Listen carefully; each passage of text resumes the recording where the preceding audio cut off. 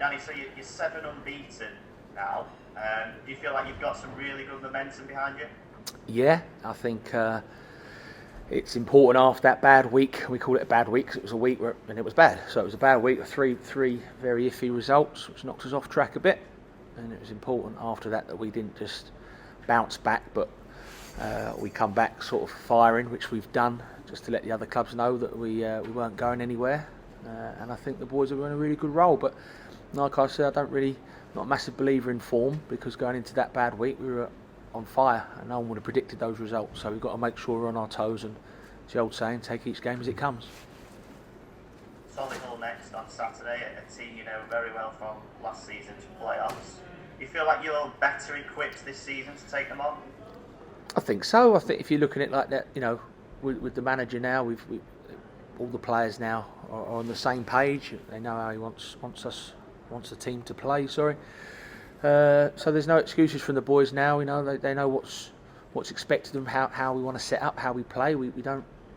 Manager doesn't like to change the way we play at all, really, and doesn't like changing personnel if he can help it, which means the team's winning. So yeah, the boys gonna know what's expected of them in front of a big home crowd against a team at the minute which could be seen as a bit of a wounded animal, because they're one of the favourites to be up there with us, and they've had a bad couple of results, just like we had a bad couple of results, and like them, like any other team, that teams can bounce back from bad results. So we've got to make sure they don't start that return to form against us.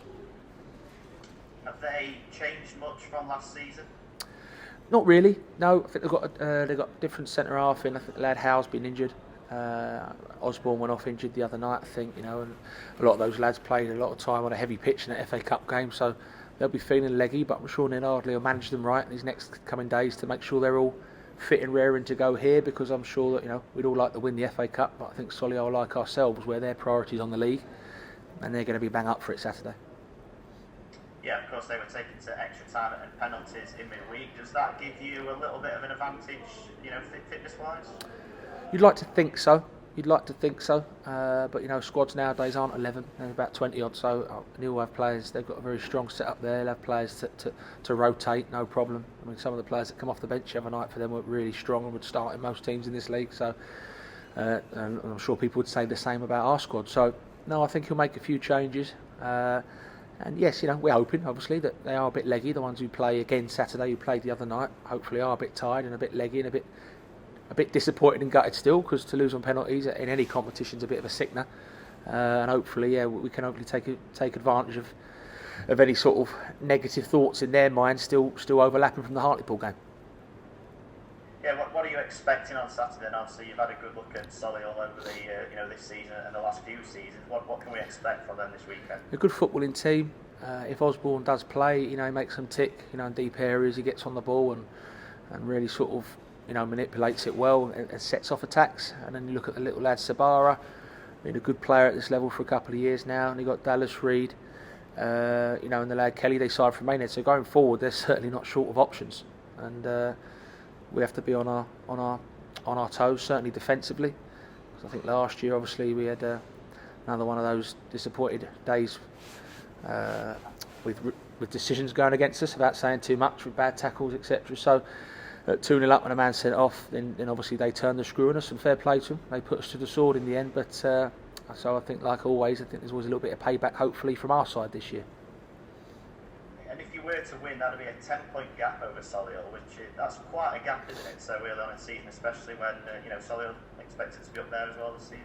Yeah, it will be. I think we've got to look up, really. I think you've got to aim for the top, and if you don't reach it, then obviously you've tried your best to get there. So for me personally, you're looking at the points at Notts County Wrexham and trying to sort of minimise them, as opposed to make the gap bigger from the teams below us. But obviously, if you win games, you're going to do both. So you sort of counteract my argument there. But I think if we can only concentrate on each game as it comes, and then it'd be lying if you said, I said to you the other day, Liam, that first thing you do is ask how Wrexham got on and Notts County, because it's natural when you're in a promotion fight. But yeah, if we keep winning, I'm sure the table will take care of itself. Looking ahead of this in terms of injury, got any fresh concerns? No. Touch wood, no fresh concerns. Obviously, we haven't trained yet today, so fingers crossed nothing comes up in the session that that'll sort of make me go back on that statement. But yeah, in terms of from the last game, we're good to go. Ollie Banks has obviously been out for a couple of weeks now. How's he getting on?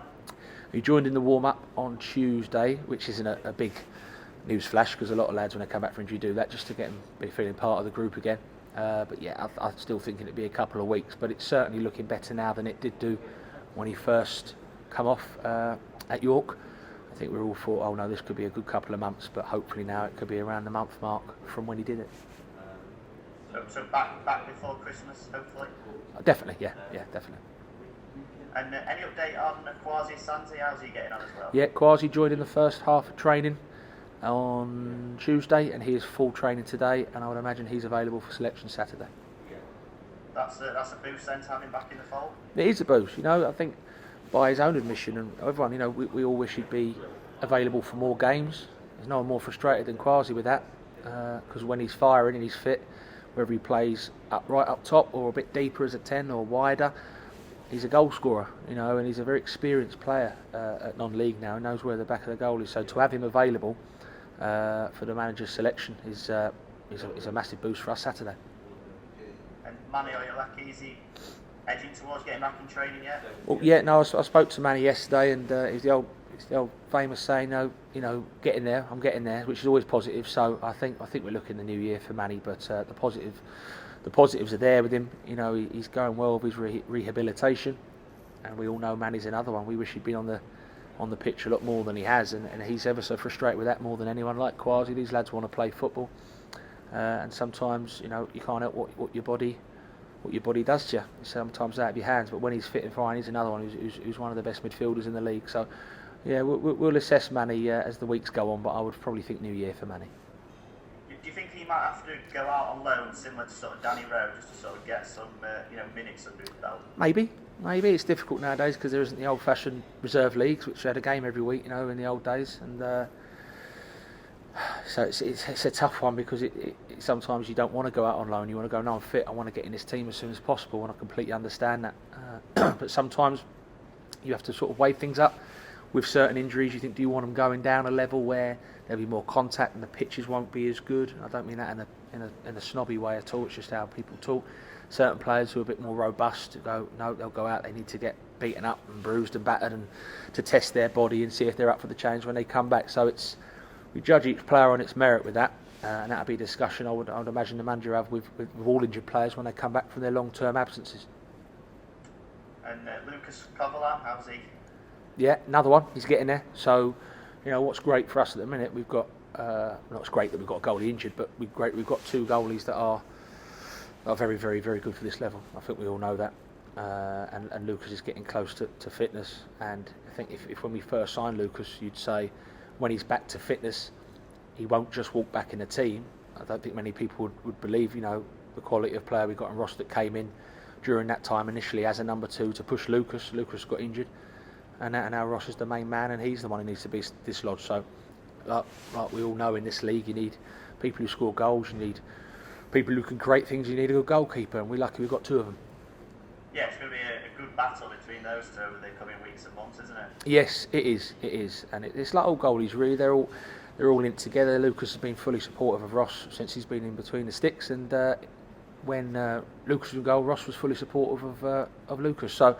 Yeah, they're good lads, and ultimately they all want the team to do well. They all want us to win. Obviously, they'd all rather be in the team that's winning, but if they're not, they still want us to win, and that's what's so good about this set of players.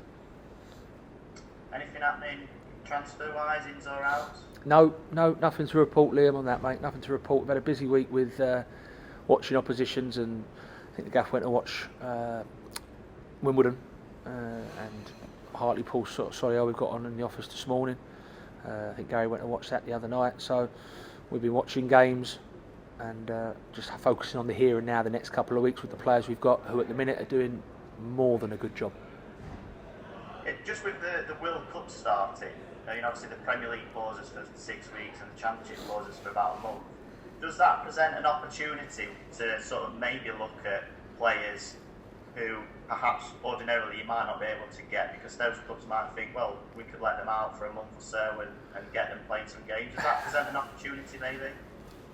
No, I don't think so. I think that anyone who's not in and around the Championship team or Premier League team is obviously a 23s player or a youngster that we could have got anyway if we wanted them, or we would have tried to got and they wouldn't want to come. That makes sense. So I don't think that changes. I think anyone who's in and around a Championship or Premier League squad has obviously got no interest in coming to a National League team in or out of a World Cup setup. So no, I don't think that. But it is obviously, our recruitment team is an area where you always look at 23s of the Premier League and the Championship and see if there's any diamonds out there that want to come and get some first team football. So they're games we constantly monitor.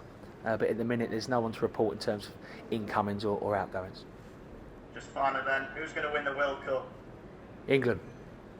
I'm going to have That confident? I've got my face paint ready. We're going to go and have it. No, I think it's one of them. I think it's weird. Let's get it right. It feels weird, really, because it's I know it's England, but it's cold and wet, and usually when World Cups are starting, it's relatively warm and sunny, and people are in the beer gardens with shorts on. So it's going to feel a little bit weird, and the time of the games and what have you. So we'll still be training while I think England are playing one of their games, which will be a bit strange. But I think we've got a chance. I think if you look at the calibre of player we've got, I don't think there's many players in the world with better players.